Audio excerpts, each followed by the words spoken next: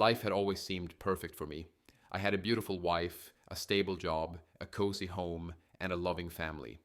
Our life together felt like a well-written story, with each chapter flowing seamlessly into the next.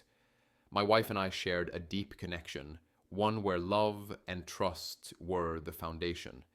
There was an ease to our relationship, and every day seemed like a blessing, but I couldn't shake the feeling that something was on the horizon, something I hadn't anticipated. Little did I know, the events that were about to unfold would shatter the picture-perfect life we had created. I was excited to be on a business trip, but what really made my heart race was the thought of coming home early to surprise my wife. We'd been texting and calling throughout the day.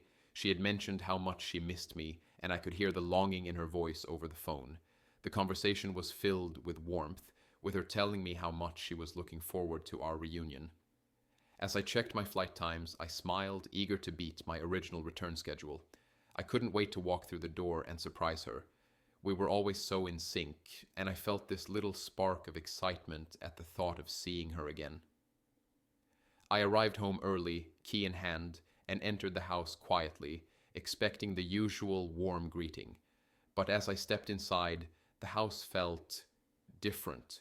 There was no sound, no familiar hum of life that usually greeted me. My heart skipped a beat. The air seemed too still, too empty. My excitement faltered as I called out her name, but the silence swallowed my words. The house was eerily quiet. A growing sense of unease settled in. Why wasn't she here? My mind raced, but I couldn't place the source of the discomfort creeping into my thoughts. I moved from room to room, checking the living room, the kitchen, and then our bedroom. But there was no sign of her. The lights were off, and some of her clothes were scattered on the floor, things I didn't remember her leaving in such a state.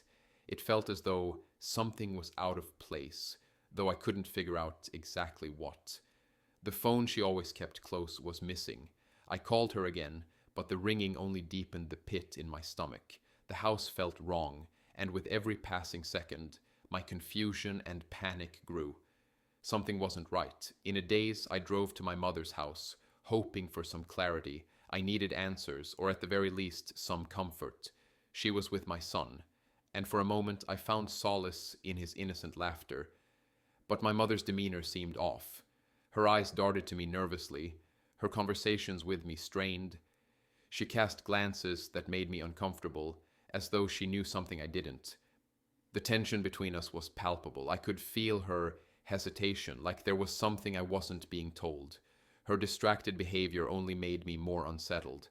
I tried calling my wife again, my finger trembling as I dialed. But as before, there was no answer. I left a voicemail, trying to remain calm as I asked where she was. "Where are you? Everything okay?" I repeated, but no response came immediately. I stared at the phone, waiting for any kind of reply. The seconds ticked by, each one building the dread in my chest. The longer I waited, the more I felt something was terribly wrong. My mind couldn't stop racing with worst-case scenarios, each one darker than the last. Finally, my wife responded, but her explanation was vague. She said she was out running errands, but the details didn't add up. The tone of her voice, the hesitations, everything about it felt off. I started piecing together little things, details that had seemed insignificant before, the way she had been acting over the past few weeks, the odd glances between her and certain friends, the late-night texts I'd never been allowed to see. The dots started to connect, and a sick feeling gnawed at me. I tried to push the thoughts away, but the more I thought about it, the more certain I became. Something wasn't right. I couldn't shake the feeling of dread, and so I decided to confront her. My hands shook as I drove home, the weight of my thoughts pressing down on me. As I pulled up to the house, I noticed something strange outside, clothes scattered near the entrance. My heart raced. I stepped closer, feeling a mix of anger and dread as I approached the front door. Inside, I felt like the answers were waiting, though I didn't know how much I was ready to face. I moved toward the bedroom, where I feared the truth would finally be revealed. The sight I walked in on left me speechless. My wife was in a compromising position with another man. The world seemed to stop as I stared, my heart pounding in my chest. Betrayal, anger, pain. It all crashed over me. I could barely form words as I confronted her, my voice a mixture of disbelief and fury. She tried to justify herself, to offer excuses, but none of it made sense. The man with her quickly fled, his departure adding to the sting of my humiliation. There were no more words. Nothing could repair what had been broken. I demanded she leave immediately. I couldn't stand to be in the same house with her, let alone hear any more excuses. She begged for forgiveness, her eyes filled with regret, but it was too late. The trust I had in her was gone, shattered beyond repair.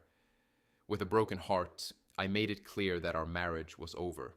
There was no coming back from this, no way to erase the damage that had been done. I focused on rebuilding my life, for my son's sake more than anything. The pain of betrayal still lingered, but I found purpose in raising him with love and care. My wife faced the consequences of her actions, struggling to move forward and repair her own life. Though hurt, I found peace in knowing I had made the right choice. My son and I were moving on, and that was all that mattered now. I often think back on that day, how everything changed in an instant. The life I knew was gone, replaced by the harsh reality of betrayal. It turned my world upside down, but I learned valuable lessons along the way. Trust and self-worth became the pillars of my new life.